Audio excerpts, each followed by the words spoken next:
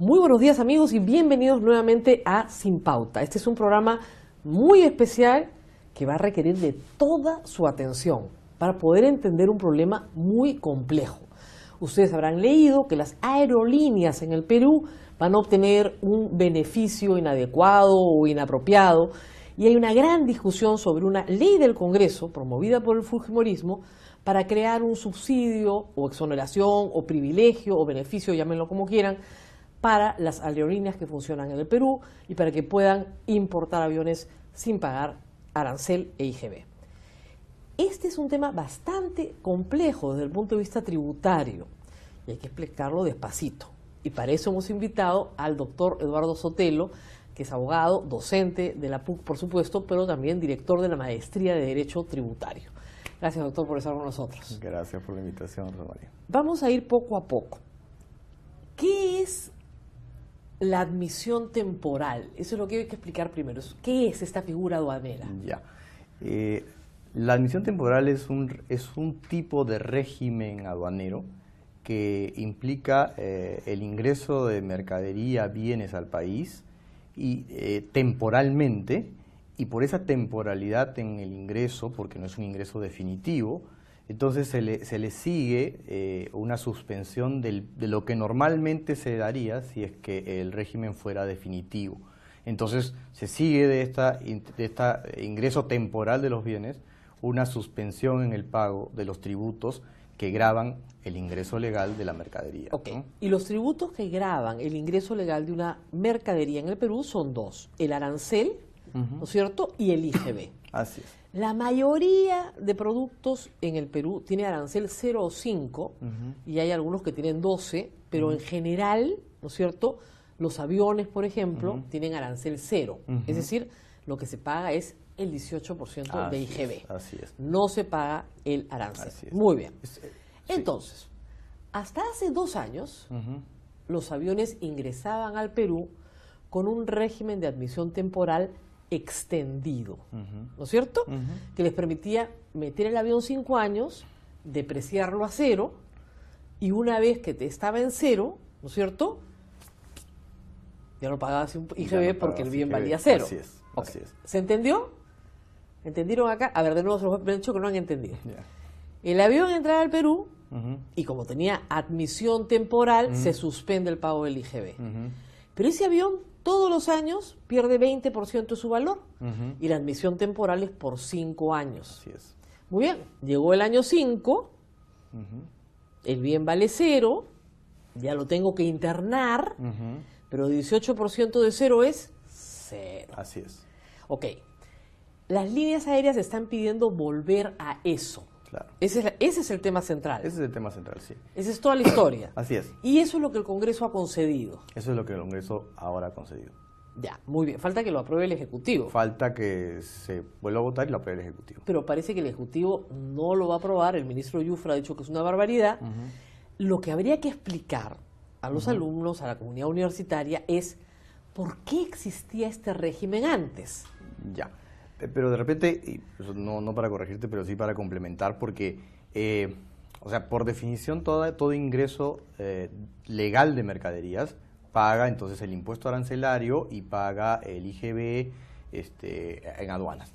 La admisión temporal es un régimen temporal que está en la ley de aduanas y que de modo general permite el ingreso por 18 meses, por año y medio, otorgando garantías respecto de los tributos que no se pagan en ese ínterin y cuando vencen esos 18 meses, la empresa o antes de, la empresa toma la decisión de internarlo definitivamente y pagar los tributos con intereses, ¿no?, rescatando su garantía, o reexportarlo y volverlo a enviar afuera.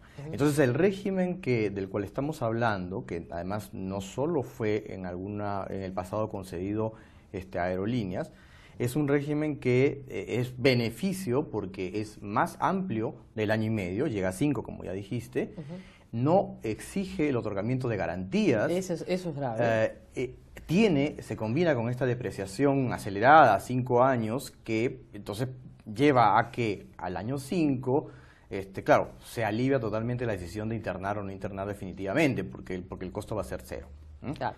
Ahora, no hay que perder de vista, para terminar de explicar esto, que en cualquiera de los casos, o sea, refiriéndonos al IGB, que es el único impuesto que hoy día está gravando esa importación, porque los aranceles poco a poco han ido reduciéndose para tanto número de bienes, sobre todo activos, importados al Perú, ese 18% que se paga en aduanas, por si acaso, es crédito fiscal de la empresa, que sirve para bajar el IGB que la aerolínea cobra cuando vende sus pasajes, ¿no es cierto? Entonces, sí hay un efecto financiero importante que sigue haciendo a esto ser, desde el punto de vista tanto económico como legal, un beneficio tributario. O sea, sí es un régimen especial y preferente.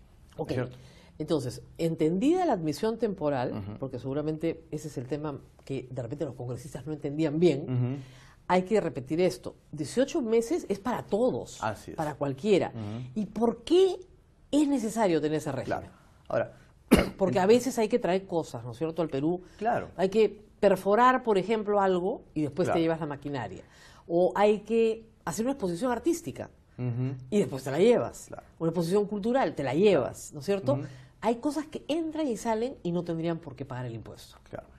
La lógica debajo de un beneficio, y yo uso nuevamente el término en sentido más técnico, o sea, un beneficio tributario, o en la jerga más económica, un incentivo tributario, implica por definición un sacrificio de presupuesto, un sacrificio de recaudación en miras a un objetivo. Ese objetivo tiene que ser explícito, debiera ser monitoreado, supervisado, debiera ser evaluado cada cierto tiempo, ¿no? Entonces, si el Estado tomó la decisión en el año 1, periodo 2005, de conceder este tipo de beneficios, diferimientos, suspensiones del pago del tributo a este sector, entonces uno puede explicar retroactivamente, esto debe estar en la exposición de motivos de la norma 1 que tuvo vigente este régimen, la explicación de querer el Estado hacer un sacrificio consciente y prioritario presupuestalmente sobre ese sector. Claro, y la lógica era la siguiente, si mal no recuerdo, es decir, el Estado peruano no tiene una flota aérea, muy bien. Los peruanos necesitan tener aviones para poder transportarse internamente, porque esto es solamente para vuelos internos, muy bien. ¿Qué hacemos? Tenemos que hacer que vengan aviones al Perú, la mayor cantidad posible. Pero en el año 2015 se dice, ya tenemos una flota completa de aviones, ya no es necesario dar este beneficio, por lo tanto, se termina. ¿Ok? Esa es la lógica. Sí. Hoy, volver a dar el beneficio implicaría haber hecho una evaluación del parque, ¿no es cierto? Digamos, no te voy a decir de aviones. De aviones, sí. ¿Esa evaluación se ha hecho en el Congreso? O sea, que yo, mire, he leído los documentos. Por supuesto que cada proyecto exige una sustentación. Costo-beneficio. Costo-beneficio, pero además de información del sector. Y a mí, pero con ojos de abogado, pero con algo de economista, no sé, hay una pretendida relación causal sobre lo que ha pasado con el sector y que ha crecido, se dice, en razón de este incentivo o beneficio, y por ende se necesita más, ¿no? Entonces, ¿pero esa relación causal es verdadera? Es que yo no la encuentro suficientemente explicada en la motivación. Porque podría ser verdadera, es decir, efectivamente, el sector ha crecido porque se tuvo este beneficio. Sí. Ahora, olvidémonos de las aerolíneas por un momento, ¿no es cierto? Muchas veces en el derecho tributario se concede un beneficio para generar a través de ese beneficio un bien mayor. Es decir, el Estado sacrifica, como dices tú, su recaudación porque va a obtener un bien social mayor. Por ejemplo, exonerar del IGB algunas medicinas. O a veces se da el beneficio porque recaudar sería más caro. Claro. ¿No es cierto? Claro. Estábamos poniendo el ejemplo antes de empezar de los bienes, de los productos agrícolas. O sea, recaudar en el campo es muy difícil y vamos a recaudar muy poquito. Entonces, simple y llanamente, no se paga IGB por productos agrícolas. Claro. Hay algunos otros casos en los cuales esa racionalidad funcione o tenemos los contraejemplos, aquellos donde esa racionalidad salió mal. Es decir, el incentivo se convirtió en un incentivo perverso. Claro. Contemos un poco de eso.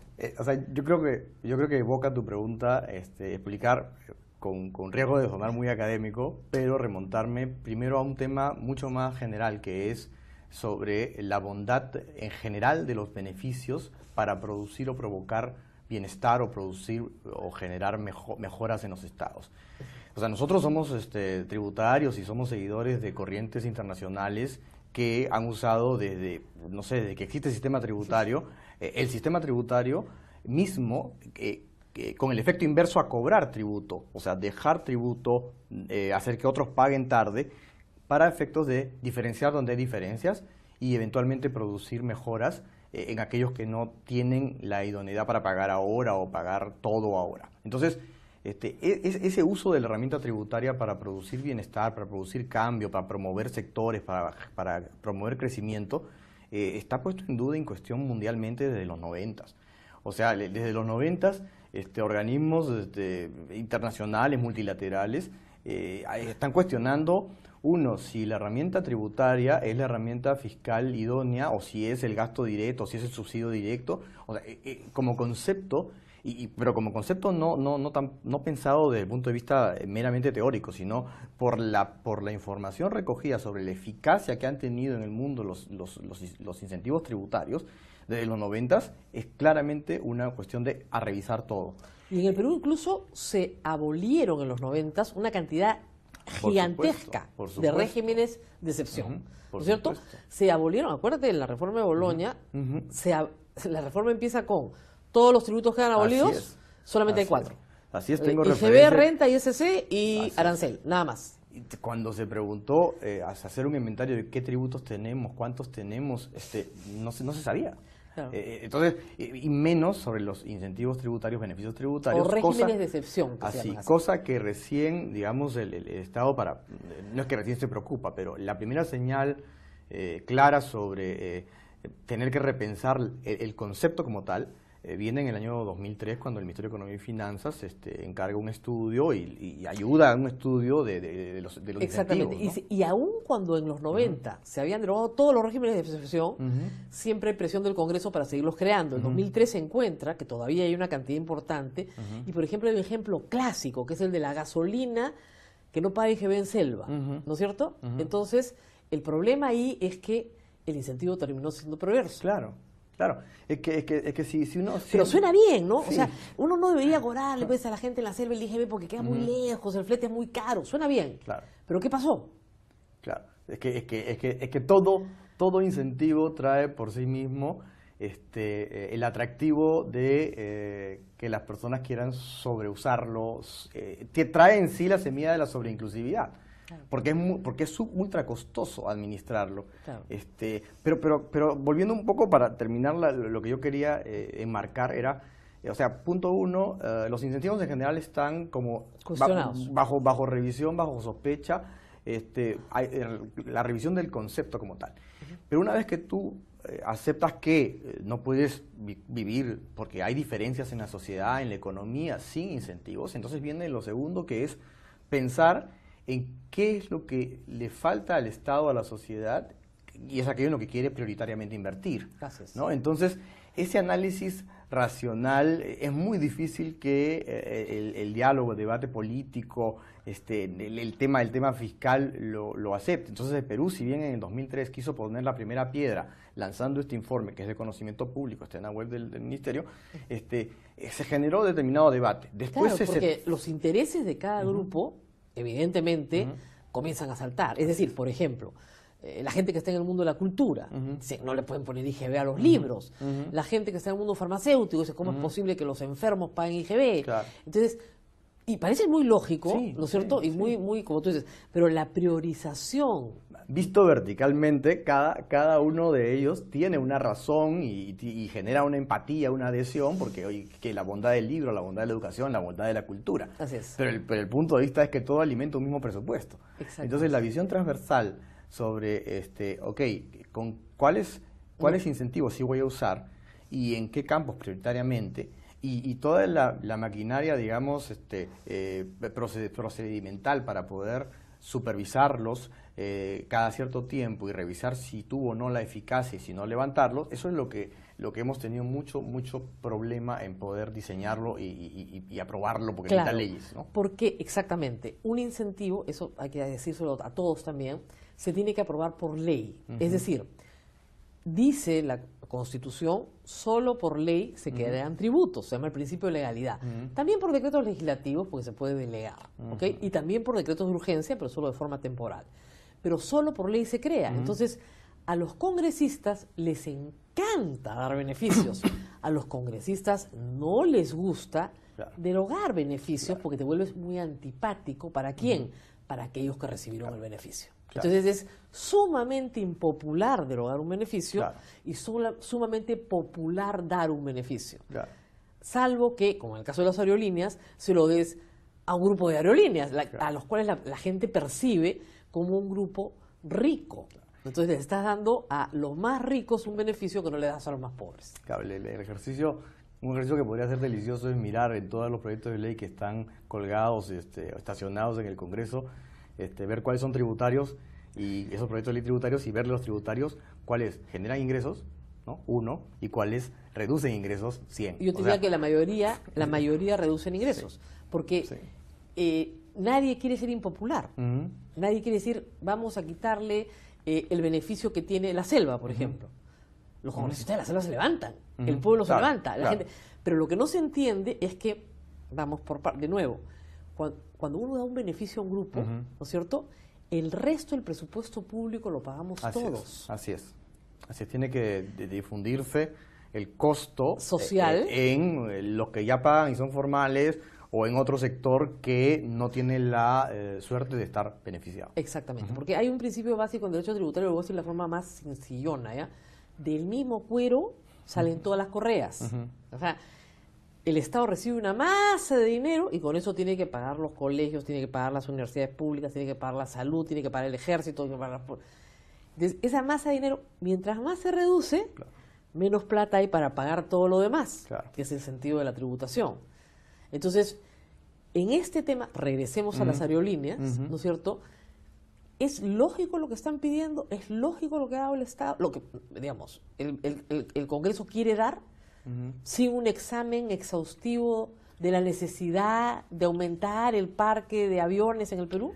No, mira, o sea, yo no tengo suficiente información como para decir que es necesario, y más bien existe alguna evidencia o sospecha de que hay muchos que no son necesarios y ya debieran acabar. En el año 82, Rosa María, el Estado, precisamente en esta tanda de decretos legislativos, la primera tanda grande de decretos legislativos, el Estado empezó a tomar cuenta de la necesidad de regular sobre la dación de los incentivos, exoneraciones y beneficios tributarios. Ese decreto legislativo, que recuerdo que es el 259, al año 82, ¿no? Claro.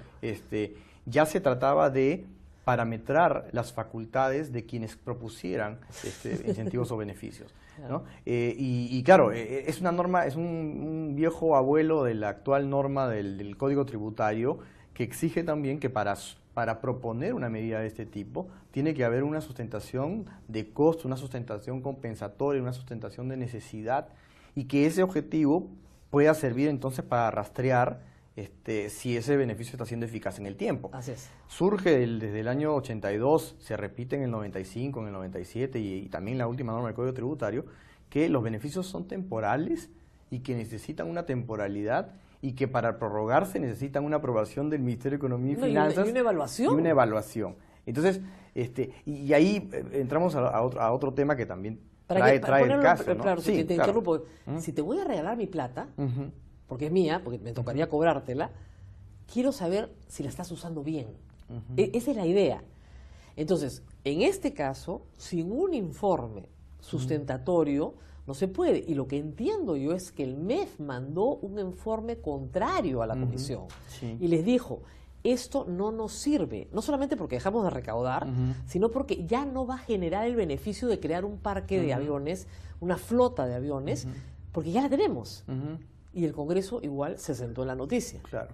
Claro, porque como yo rescatando lo que dije en la primera parte, es que además el análisis no solo puede ser relacionado al tributo o al no tributo en el sector, sino qué otras condiciones existen en el sector que han contribuido a ese crecimiento. O sea, es un tema institucional, un tema de regulación, un tema ¿no? de mayores demanda, ingresos, exactamente la demanda, una clase media que crece, que tiene más ganas de volar en avión que ir en bus, etcétera. Bueno, se nos ha acabado el tiempo. Yo espero que haya quedado clarísimo. No sé, acá mi focus group lo veo un poco confundido, pero es un tema tributario y es un tema complicado. Los abogados complicamos la vida y se las complicamos a las demás, pero espero que nos hayan entendido. Gracias, profesor, por estar con nosotros. Y conmigo será hasta la próxima semana.